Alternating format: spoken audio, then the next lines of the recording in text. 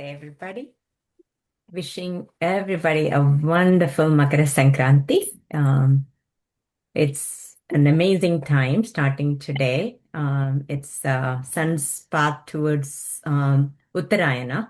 So this is good time for any new beginnings. So if you have not been consistent with the sadhana, this is a good time to be consistent. So anything, I would recommend starting something new, not just from a spiritual standpoint, but anything, even material. If you want to start anything, this is a good time. This is a time for new beginnings. So start something that you wanted to fulfill in life. So wishing everybody Makar Sankranti once again. So today we will explore the verse 8, which is where does Devi live? The abode of Devi is what today we will explore. But before that, let's sit tall, close our eyes and do a short meditation. Sit with trunk, head, neck in a straight line. Feel your breath.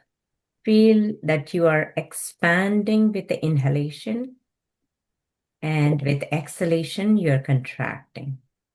The entire body is inhalation, expansion, exhalation, contraction. Now just bring your attention to the middle of your chest and see with each breath, chest is rising and falling with exhalation. Just ground yourself with that rhythm of that breathing. And let's take 3 deep breaths. Inhale deep. Exhale completely and slowly. Inhale deep. Full exhalation. One more time. Deep inhalation. And complete exhalation. Relax your body. Very good. Keeping the eyes closed, we will do a meditation on Devi. Sindhuraruna Vigraham Trinayanam. We are meditating on that Divine Mother whose body is red in color, like a vermilion or sinduram. She has 3 eyes. Manikya Maulispurat. She is wearing a beautiful crown studded with jewels. Tara Nayaka Shekaram. Think about that beautiful moon or crescent moon on top of her head. Smita Mukhi, she is smiling. Apina Vakshoruham, she has a full breast indicating the nourishment for her entire children. Panibhyam Alipurna Ratna Chashakam. In her one hand, there is a jewel-studded pot filled with nectar. Raktotpalam Bipratim, the other hand has a red lotus. Saumyam Ratna Khadastharakta Charanam, Dhyayet Param Ambikam. Her feet is resting on a pedestal that's also studded with gems. With that rupam, feel that bees buzzing around, that nature, dynamic nature of Devi. Feel that movement.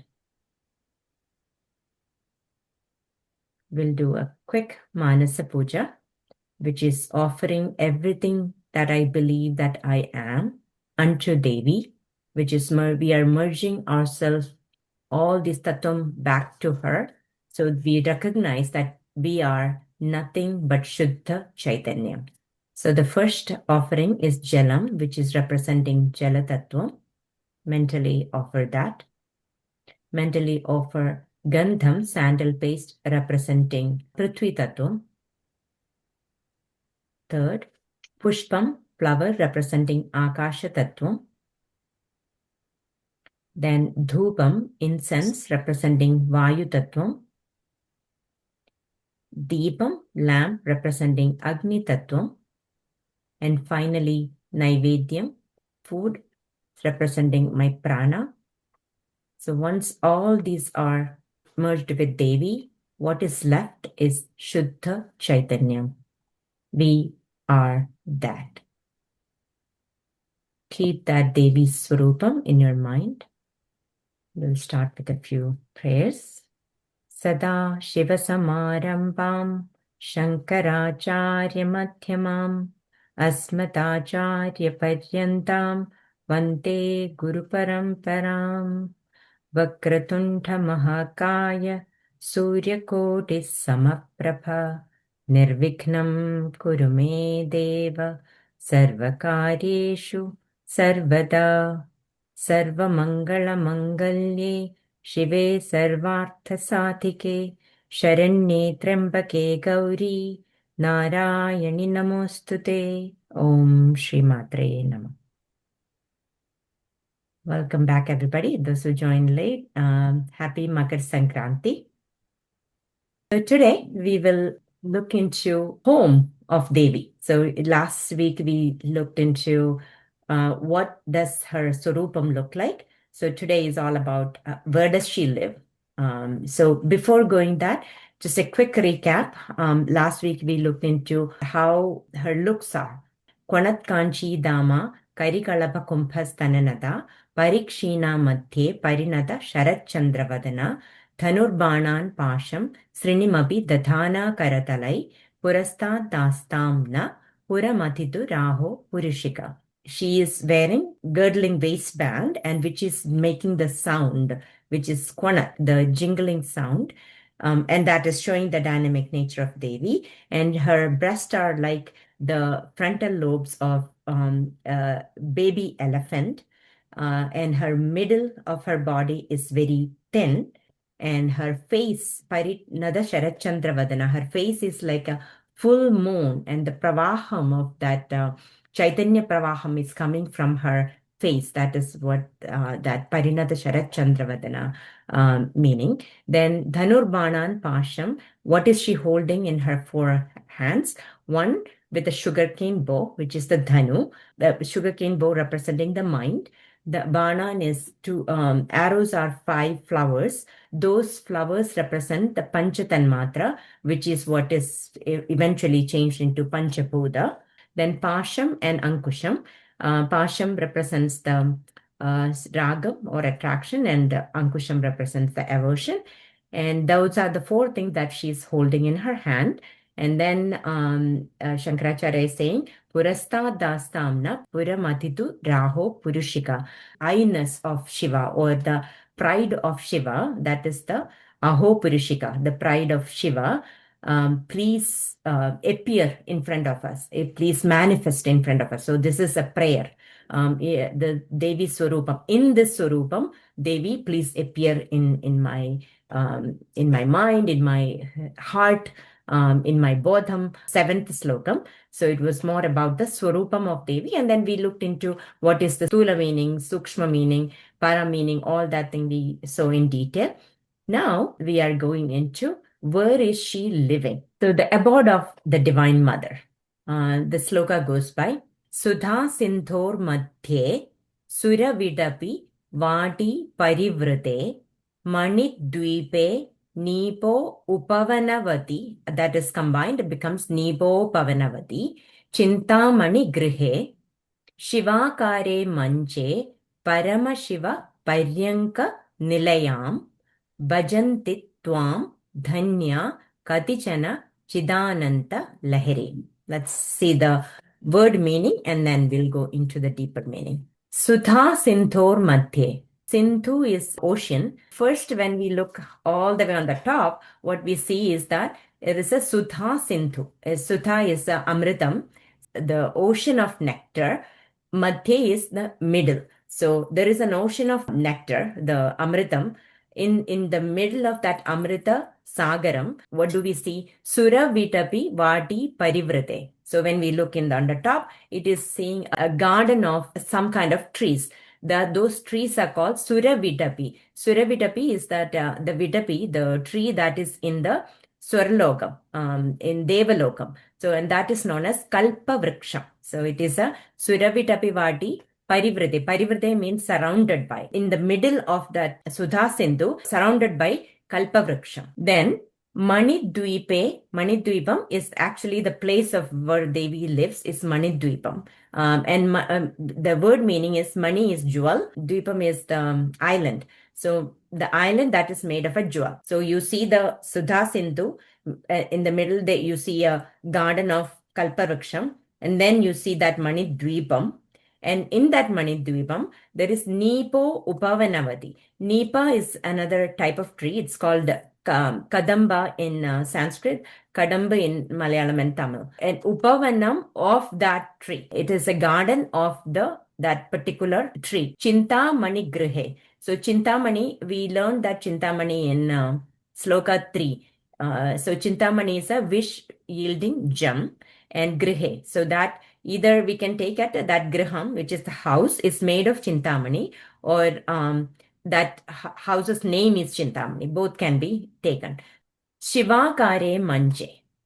We'll go detailed on that, but right now, Manje is the place where you sit. Like, it's not a small seat, but a little bit bigger, but not as big as a bed. So you can think of something like a divan, not too big, a small sofa. So think of like that. That is what is a manjam. So Shivakare Manje. So that manjam is in the form of Shiva. So we'll talk in detail what does that mean. Then Paramashiva Paryanka Nilayam. Paramashivan is the Paryangam. Paryangam means bed.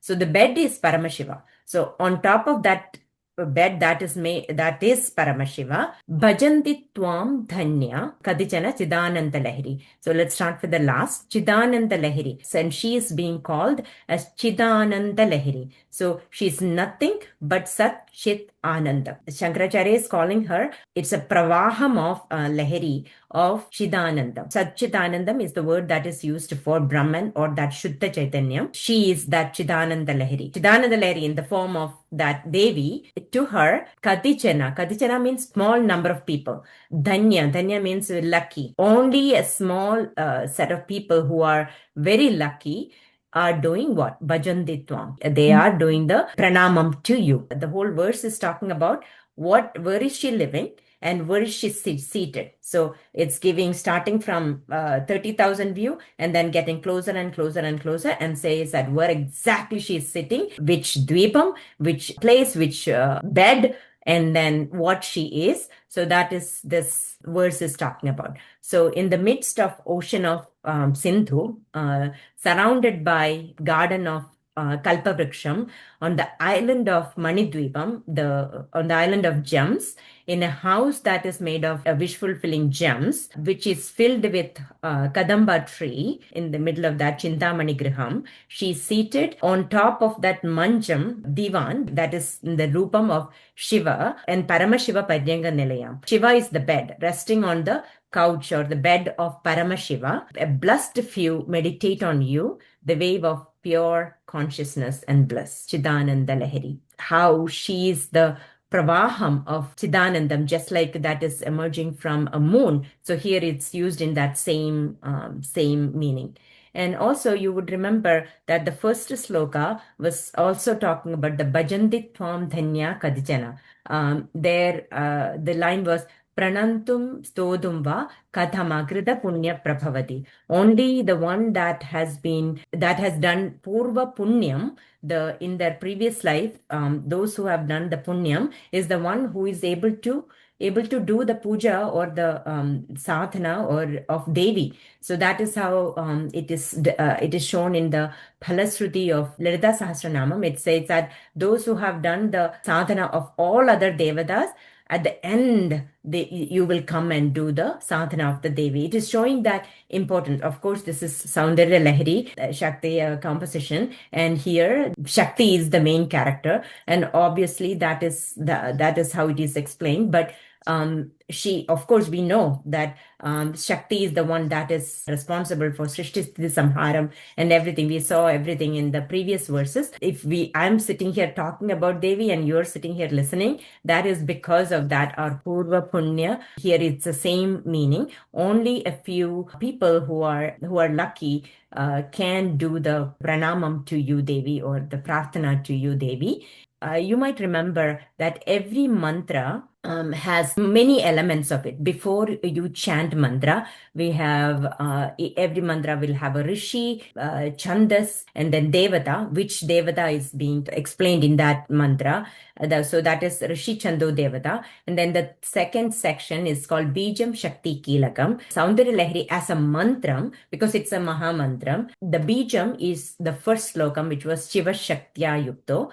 And the Shakti is actually the this slokam. Sudha Sinthor Madhye is the Shakti of the mantra. And Kilakam, 27 verse, the Jabo Jalpa Shilpa. So this abode of Devi, of course, this looks like a very physical explanation, but it is not actually a physical explanation. In Puranic stories, you would see as in Mahavishnu and Lakshmi lives in Vaikunta, then Kailasa for Shiva and Parvati, Goloka for Krishna, Sakedam for Rama, and here Maṇidvīpam, and also Maṇidvīpam is also known as Srinagaram, and that is what Devi's eternal place where she lives. And that is the Varnana here. And you would think that it is a detailed explanation, but in Devi Bhagavatam, chapter 10, Vedavyasa talk about this same thing, but in a much, much, much detailed one. So how many walls are there? What are the things in the beach of that Maṇidvīpam? And each wall is made of what material? And how many people, who do we see in each place? So such picture perfect detail of the Devi's Maṇidvīpam in Devi Bhagavatam. And then similarly, you can see this in Durvasa Maharishi wrote something called Lalita Stavaratnam. So that also has much more detail about this Maṇidvīpam. And it's the same line that we can see in Lalita Sahasranamam. So those who chant would remember, I think it is 22 and 23. Chintāmaṇi Gṛha Pancha Brahmasanasthita Mahapatmadavi Samstha Kadamba Vanavasini. Kadamba means Nipam, which is that Nipopavanavadi, that is the Kadamba Vanavasini. Then Sudha Sagara Madhyastha Kamakshi Kamadaini. Sudha Sagaram is the same as Sudha Sinthor Madhye. Sagaram is ocean. So the same line you can see in there too. So now let's look into what this actually means. Like, is it a physical place that where we can go and see? Obviously not. So this is one of the explanation is that when we do the sadhana of the Devi, how the Upasaka feel about Devi, like what they are experiencing is how it is explained here. Not only that, from you can explain that in a surface level, and there are a lot of tantric rahasyam included in this verse. I'm not going to talk about that now because there are verses that go in detail about those rahasyam, and that is involving Sri Chakram. We touched on the Sri Chakram at the beginning of that introduction sessions. Sri Chakram is a representation of the entire Prakriti. And the Prakriti and Ishvara, everything. And we can use our body also as a Sri Chakram. And those details will go into later because that need its own explanation. So here we will just go through that. What is the esoteric meaning of these lines? So let's start with Sudha Sinthor Madhye. So Sudha is Amṛtam. And what does Amṛta mean? Amṛtam, Amṛtam. Mrita means dying. Amṛta means eternal. That doesn't die. We usually say that when we get moksham, we won't get a birth again. That is true. So in a better way to say it is that you will not die. So you will get birth again only if you die. So once you get that enlightenment, you're not dying. So again, what does that actually mean? So once you do the upasana, when you feel that you are that Shuddha Chaitanyam, you are the one that is there everywhere, all the time present. and you are merging with that, merging not in a physical way, but the merging in a way that you are recognizing that you are that same Shuddha Chaitanya, same Brahman that is always present everywhere. And then you are always present. Your body may not be existing, but you are eternally existing as an Atman. So that's what the meaning Amritam. You remember the story of Samudra Mathanam, right? Devans and the Asuras actually did the churning to get finally one of the things that came out of it was the Amritam. And the Amritam was to remove the Jara and Nara of Deva. So Jara and Nara is that you have all the disease and you get old. So as long as you are in the samsaram, you get affected by everything. You get affected by diseases, all that thing that you will have. But once you are enlightened, it will still be there, but you will be unaffected by that. So that's why it is saying that Amritam, or once you are enlightened, once you get the Amritam, or when you are enlightened, you will not have the Jara or Nara, because it no longer affects you. Now, the body may be weak, the body may have diseases, but you, the Atma, will not have that. So that's why Amritam will make you eternally young, eternally present. You're not dying. So that is a better picture than saying that you will not be born again. So it's easier to say that you will not die, right? So only if you die, you will be born. So once you are enlightenment, you are not dying, because you are the Atma. You realize you are the Atma, and then you will eternally live. So that is what that a little extended meaning of Sudha Sindhu. That experience is beyond words. So that's why even you have an experience that's beyond words, that you try to put in words, these are how that is being explained. That Sudha Sindhur Madhye. So you come in the middle of Sudha Sindhur. Remember, during that Samudra Mathanam, we received only a pot of Sudha, or pot of Amritam. So here it is an ocean of Sudha. So just remember that, just imagine that Chaitanyam that's available in that Sudha Sindhu. Then next says that Suravitapi Vati Parivrite. So there are two things that is mentioned here in here and the Chintāmaṇi. Suravitapi is that the vriksham that you see in the Suralokam, that is Kalpavṛkṣam. Kalpavṛkṣam and Chintāmaṇi, they both are considered as wish yielding things. So one is a vriksha, one is a tree, and one is a gem. So and the second verse, that third verse, I think we mentioned that Daridranam Chintāmaṇi Gunanika. So for Daridra people, for the people who are poor, you become the Chintāmaṇi gem, and that you provide all the material benefits to them. So now, what does this again mean? Once your sadhana reaches to a point where your body, your mind, your intellect, everything get aligned, and now at that point, whatever you actually think in your mind, it will happen, because there is that power in Devi Upasana or any Upasana, that where your mind is reaching into that. That is what actually meant by the Puraripu, where everything is in one line. Śiva is actually throwing an arrow. Actually, that means that because it is very difficult to get aligned.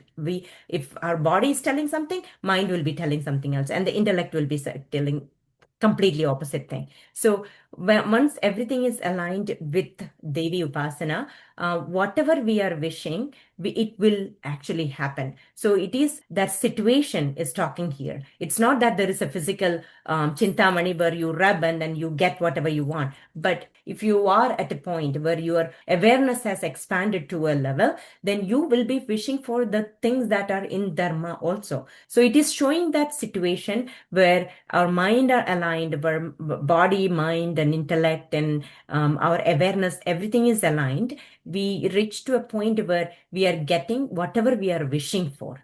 So that situation is where it is mentioned as a Kalpavṛkṣam. Kalpavṛkṣam, whatever we can do the kalpana of, you will get it. And Chintāmaṇi, whatever we are whatever we are thinking, that we will get it. So that's the two words there. So let's spend time on the Śiva Kare Manje. So the mancham, the where she is seated, is actually in the akaram, in the swarupam of Śiva.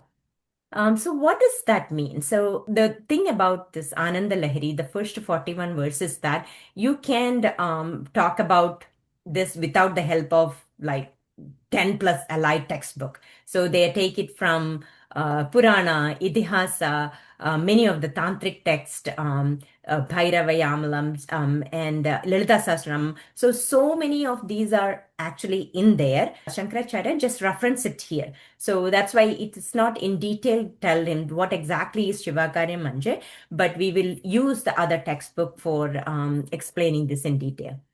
So we said that this is a divan. This is a seat with, obviously any seat will have 4 legs. There will be a mat on top, and then there is a bed, and that's on top of that she is seated.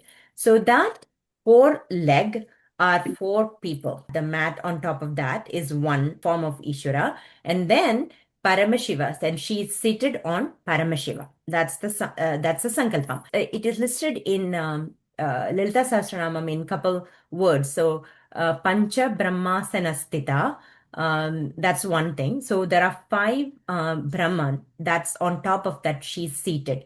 So those 5 are the 4 legs, which is Brahma, Vishnu, Shrudra, and Ishvara. So those represent the 4 legs of that mancham. Then the thing that is on top of that 4 leg, the platform, is the Sadashiva. And then on top of that, she is seated with Paramashiva. So what does this mean is that she's the governing principle of all these tattvam. So the tattvams are pancha tattvam. She's known as Panchakritya Parayana in Lalita Sahasranamam. So what are the Panchakrityam?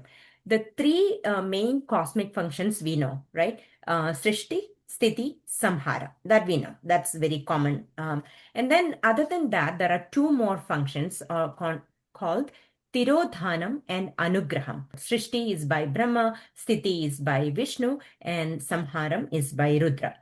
So now this Tirodhanam is actually, Tirodhanam, the word meaning is concealing or veiling. That was something that is hiding. That is what it means. But hiding what? So the world that we see is the Dvaita Lokam, right? Like we see things as separate.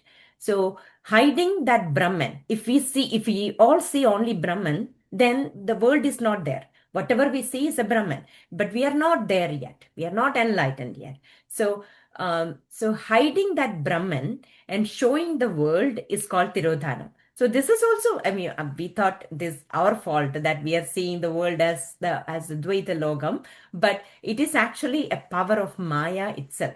So power of Maya or power of Shakti itself is that hiding the Brahman and showing the world the way that we see is called Tirodhanam. And the Lord of that is called Ishvara, the Lord of Maya. So Tirodhanam is by Ishvara. Then the last function is Anugraham. So Anugraham is that Devi also help release the devotees from this Maya, which is giving us that liberation. So that is her grace or Anugraham. So that is the 5 Panchakritya Parayana. She has manages to do that. And Brahma, Vishnu, Rudra, Ishvara, they are all her assistants to do these functions, right? So the 5 functions are Srishti, Sthiti, Samharam, Tirodhanam, and Anugraham. So those are represented as the 5 different 4 legs of the table of the mancham, and the sheet on top and the mat on top of that table. So it is a representation of that she is the presiding principle of all these principles. That's what it means, right? Like, how do you pictorially represent this? That is what it means, that she is sitting on top of those mancham. So Śiva Kare Manche, that is what it means. So there are five tattvams, and she's seated on top of those 5 tattvam, or she's the boss. She's the lord of all these tattvams. So that is how we take. Then there is something called Paramashiva Paryanka Nilayam. So Paryanka means the bed. So she's seated on the bed as a Paramashiva. Again, we know the Shiva Shakti concept, right? Shiva and Shakti together. So here, Shiva being that inert, and Shakti being that principle where she manifests into that full prapancham. So that is what is showing here as a Shiva as something that is constant, that is on the bottom, and then Shakti is actually the power that is showing on top. So she is seated on Paramashiva. In some explanation, it is also written that she is seated on Shiva's lap. So that's also there. But regardless, what is it showing is that Shiva Shakti principle. Shiva is that principle that of the Shuddha Chaitanya that is ever present, omnipresent, everywhere, always. It doesn't die, it doesn't change, it has no gunam, it is nirgunam. So in that nirguna rupam, on top of that, Devi is showing everything that has gunam or the prapancham. So that principle, in order to show that, it is that Shiva is on bottom and Shakti is on top. And you might have seen that similar representation for Kali. So Kali is actually putting her leg on top of the Shiva, right? So that is also represented that the Shiva is that Swarupam, the Shuddha Chaitanya Swarupam. Kali, that is, she is the one that is the dynamic nature to make this universe, to make all the changes in here. So that is that sankalpa. I think the same verse is coming in a slightly different way in verse 92. So we'll talk much more detail there. Devi, who is in the form of Chidananda Lahari, a flow of Chaitanyam, where she's living, where she's seated, how does her abode look like? All these are explained here. And if you are interested to read Devi Bhagavatam by Vedavyasa, much more detail in chapter 10, how the Maṇidvīpam looks like. So this is again an amazing slokam for doing a meditation. Until now we were doing that Devi Swarupam for meditation. So if you could close your eyes and just picturize this Sudha Sintur Madhye, each of these things in your mind, building that. And it is in your mind. So in your awareness, all these Maṇidvīpam, the Chintāmaṇi, everything is within you. So if you can visualize that, this is an amazing sloka. With that, I want to switch over to the sadhana. This was Lisa's just questions a few weeks back, why we are following this format. I just want to quickly tell that before we go into the sadhana. So we start with the guru, we end with the guru. So the first guru is the guru that we are seeing outside. So here, when we started, we said that we will use Ādi Śaṅkarācārya as our guru, and then we proceed to learning this the composition. So any guru that is outside is the one that we are praying at the beginning, right? And that guru is a Swarupam of Brahma, Vishnu, and Shiva. And the final guru that we see is that once we do the sadhana, we will meet a guru within you. So you will see that not just for the spiritual purpose, when you do the sadhana, you will have clarity of mind, and you will have, if you are in a situation, the answer will come to you. So that means there is a guru within you. And that guru, if you can activate that guru will tell you what exactly you're supposed to do. So because we are so confused, right? Like, is there should I do this? Should I do that? Forget about I'm not even talking about the sadhana, but even in the daily things that we are so much confused. So here, when you do the sadhana, when your mind, the alignment that I said before, when you reach at that level where your awareness has in a higher plane, where you will have the answers, the guru that is inside you will give you the answers. So that is the guru that is the final one. So you start with the guru that is external, and then you go through the sadhana, and then finally you meeting the guru. So that is the guru thing. Then we are using the dhyana slokam before the mantra. So dhyana slokam and slokam before the mantra. And that is because if you remember how Shuddha Chaitanyam, how finally the Panchabhutas are formed. So first Shuddha Chaitanyam alone, nothing is there. And then within that, Shakti do the first spandana, the vibration. And from that vibration, the vibration is a nadam. So every vibration creates a sound. Whether the sound is Vaikari or not, it doesn't matter. But everything creates a sound, a nadam. So that is creates the Shabda Prapancha. So that sound is the one that comes first. And then the sound, from from the energy, the matter is formed, right? So that is where the Panchapudam, the matter, finally the full matter, which is from the Akasha Tattvam to the Prithvi Tattvam, the full blown Panchatattvam is formed. So that is the Drishya Prapancha. So from Shuddha Chaitanyam, Shabda Prapancham, and Drishya Prapancham, or the things that we see or experience. So now what is spirituality? Spirituality is finding our way back. Going back to the Shuddha Chaitanyam is what is the whole spirituality is. And or recognizing that, oh, I am not just gold bangle, that I'm gold. Because gold can be made into gold bangle, gold mala, or tiara, or ring. You can make anything, right? But if you look, that is in and through, it is gold. There is nothing but gold in it.